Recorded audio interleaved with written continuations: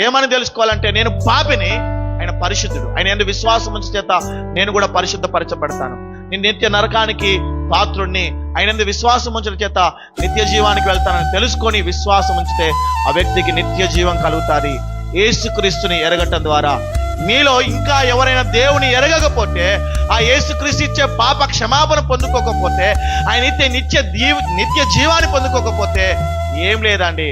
ఆయన నీ కొరకు భూమి మీదకి వచ్చాడు, ప్రాణం పెట్టాడు, తిరిగి లేచాడు. ఆయన యందు విశ్వాసం ఉంచడం చేత నేను రక్షింపబడతానని నమ్మినవనుకో ఖచ్చితంగా నిత్య జీవానికి వారసుడు అవుతావు. ఇది ప్రభుని ఎరుగుట వల్ల, అంటే దేవుని తెలుసుకోవడం ద్వారా ఎంత గొప్ప ధన్యత అనుకుంటున్నావు. నిత్యము నరకంలో గాలాల్సిన మనమందరం కూడా పరలోకానికి నిత్య జీవానికి వారసులమయ్యాం. దేని చేత అంటే యేసుక్రీస్తును తెలుసుకోవడం ద్వారా. యేసుక్రీస్తే ఈరోజు ఇక్కడున్న మనందరికీ ఆయన తెలియకపోతే మన జీవితాలు ఏమైపోయేటి?